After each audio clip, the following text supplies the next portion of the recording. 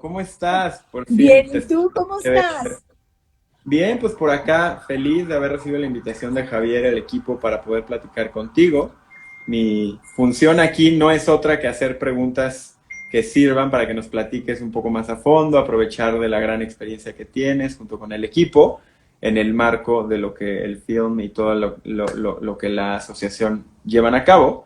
Entonces, sin más preámbulo, podemos arrancar con una presentación, que nos platiques un poco de ti, de Escudo de la Dignidad y entrar un poco más al tema del abuso sexual infantil, las condiciones en México y cómo podemos hacer cierta prevención. ¿Cómo ves, Bueno, Patricia? empiezo por el principio. Soy Patricia Villanueva, soy la directora del programa Escudo de la Dignidad. Formo parte del grupo Julia Burboya. Julia es la creadora de este programa que surge meramente por una necesidad, ¿no? Los niños hoy en día, los niños mexicanos, y diría que incluso los niños del mundo, se están acostumbrando a la violencia. Simplemente la ven como algo en su vida normal, algo que tiene que pasarles a ellos, y en ninguna de las formas la violencia en la vida de los niños es normal. Es por eso que a través de una necesidad surge este programa que les da a los niños herramientas de autocuidado para que cualquier situación en donde se perciban a sí mismos vulnerables. Entonces es un programa, al ser proyectivo y al ser resiliente, el niño parte desde su propia historia, ¿no? Es decir, al ver ciertas imágenes que nosotros les vamos dando a través del programa, el niño dice e interpreta lo que ve en esa imagen, de tal manera que no somos nosotros los adultos quienes les decimos qué es lo que está pasando, sino los niños cuentan su propia historia y somos nosotros quienes vamos como arreglando ese rompecabezas. Qué maravilla, suena súper interesante el modelo, suena de hecho bastante innovador para un tema que está demasiado cerca, más de lo que quisiéramos, como dices, en el caso de México, la normalización de la violencia. Y bajo ese criterio, si nos pudieras platicar un poquito más de cuál es el contexto en México, algunas cifras para, hay gente No, que... bueno, las cifras son desgarradoras. México ocupa desafortunadamente el primer lugar en violencia sexual infantil. Ahora en pandemia la violencia intrafamiliar ha aumentado en un 300%, y hay que tener en cuenta que muchos de los niños están viviendo 24/7 con sus agresores. Entonces esto no les da la oportunidad de poder defenderse ni saber qué hacer. Antes la escuela era un lugar en donde los niños podían sentirse seguros, protegidos, a salvo, y ahora con pandemia pues no hay escuelas hasta hace un poquito tiempo que recién regresamos a las escuelas, ¿no? Y fíjate que siempre les decimos a nuestros niños que no veas ese hombre que está feo, ¿no? Ese hombre que está sucio, ese hombre que va pasando por la calle, ¿no?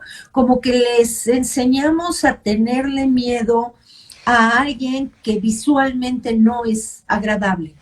¿Y qué crees? El 97.7% de los abusos sexuales infantiles ocurren en casa por un familiar o alguien muy cercano a la familia. De tal El manera que estamos 97. 97.7%. Siempre. Algún familiar o alguien muy cercano a la familia, ¿no? Y nosotros les enseñamos otro panorama. Es el hombre feo, el que está parado en la calle, no saludes a los desconocidos o no le hagas caso. Eso también es importante, por supuesto, pero también tenemos que decirle que cualquier persona es capaz de hacer trastadas. ¿Qué es una trastada? Una trastada es algo que apachurra tu corazón, algo que alguien más te hace o te dice y que apachurra tu corazón. Y consideramos 4 trastadas importantes: golpear, ofender, tocar o enseñar genitales y forzar al niño a hacer algo que él no quiere hacer y apachurre su corazón. ¿Por qué está puesta la tercera trastada en el lugar en el que está? Porque no queremos que tenga más importancia que las otras 3. Tan importante es que te golpeen, que te ofendan, que te toquen o enseñen genitales o que te forcen a hacer algo que tú no quieres hacer y apachurra tu corazón. Esta sintomatología del corazón apachurrado la entiende claramente el niño, porque todos los niños alguna vez en su vida, por lo que me digas, han sentido su corazón apachurrado, ¿no? Entonces son 4 trastadas que apachurran el corazón de un niño. El programa también consiste en una película que dura aproximadamente 11 minutos, en donde se ve que hay un oso que abusa de 2 ositos menores. Obviamente no hay ninguna escena que así lo destaque, pero Ujú. el lenguaje lo dice, ¿no? O sea, es un oso que le gusta jugar con mi cuerpo porque le gusta tocar mis genitales, ¿no? Al abrir esta ventana, obviamente nosotros tenemos allí un campo importantísimo de cultivo que hay que cuidar, ¿no? A ver qué fue lo que el niño percibe, qué es lo que el niño ve, qué es lo que el niño nos cuenta, cómo lo está sintiendo, cómo lo está viviendo, ¿no? Y a partir de entonces es que empezamos a hablar de las trastadas, porque los niños dicen, sí, apachurró mucho mi corazón, los ositos, ¿no? Y entonces ahí empezamos a hablar de las trastadas y Ajá. el programa consiste primero en identificar cuáles son las trastadas. Después que las trastadas siempre apachurran tu corazón. ¿Quiénes pueden hacer una trastada? ¿Dónde pueden hacer una trastada? ¿Y qué puedes hacer si ya viviste una trastada? Y aquí es la parte más importante y medular de nuestro programa, porque enseñamos a los niños que ellos tienen un círculo de poder. Este círculo de poder, ellos van a permitir entrar a quien ellos quieran dejar y no le van a permitir la entrada a quien ellos no quieran dejar entrar allí. Para concretizarlo un poco más, les ponemos a los niños estos aros de hula hula, no sé si te acuerdas de ellos, ¿no? Entonces Ujú. situamos al niño adentro de este aro y hacemos que hagan su grito de poder. Es el arma más importante que ellos tienen, la tienen en su cuerpo, la llevan a todos lados, ¿no? Y ellos tienen que gritar cuando no quieran que alguien se acerque a ellos, simplemente la palabra no.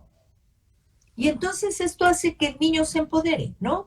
El niño se empodera, aquí hacemos la faramalla de que entra alguien más. ¿Qué pasó? ¿Están en peligro? ¿Por qué están gritando? Díganme que están bien. ¿Están en peligro? No, les decimos nosotros, estamos ensayando nuestro grito de poder. Basta esa simple acción para que el niño diga, alguien me escuchó, yo estaba gritando y Wow. alguien vino y me ayuda, ¿no? Entonces esto empodera maravillosamente al niño y este es el momento medular de nuestro programa, ¿no? Les entregamos una credencial de inspector de trastadas, así como los policías toman un curso para ser policías, nosotros les entregamos muy elegantemente su credencial y les entregamos un logo, un botón, ¿no? Que es su insignia y desde ese momento se convierten en inspectores de trastadas, ¿no? ¿Qué quiere decir eso? Que no van a permitir que les hagan trastadas, pero ellos tampoco van a hacer trastadas.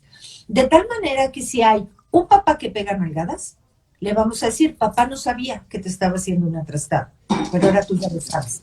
Y es algo que no vas a permitir. Si hay un papá que ofende o una mamá que ofende, papá y mamá no sabían que te estaban haciendo esta trastada, pero ahora tú ya lo sabes y no lo vas a permitir. ¿Qué hacemos con este simple hecho? Sacar un poco de escena al agresor y empoderar al niño. Hacerle saber que él tiene el poder de decidir quién puede y quién no puede hacerle una trastada. Wow. Esto suena como que ha llevado su tiempo reflexionarlo, ejecutarlo, probarlo, ¿no? Aprender de cómo los niños y las niñas lo viven, lo internalizan. ¿Qué más nos podrían platicar sobre este modelo que suena tan simple y al mismo tiempo tan efectivo? Fíjate que es un modelo creado por Julia, bueno, por el equipo de Julia Borbolla, es orgullosamente patente mexicana. Y esto nos ha demostrado que en México, como en otros muchos lugares del mundo, la violencia se normalizó. Y los niños tristemente empezaron a acostumbrarse a ella, ¿no? El que les pegaran una nalgada, el que les dieran un coscorrón, el que les jalaran las orejas, o que los ofendieran, o que los forzaran a hacer algo que ellos no querían hacer.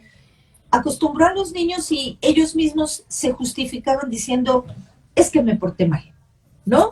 El hecho de que los niños se porten mal no significa que los adultos tengamos un poder mayor sobre ellos, ¿no? Y estábamos los adultos un poco abusando de este poder, ¿no? O sea, hay mil formas diferentes de educar a los niños y un sistema disciplinario en el que vayan implícitos golpes de ninguna manera resuelve el problema.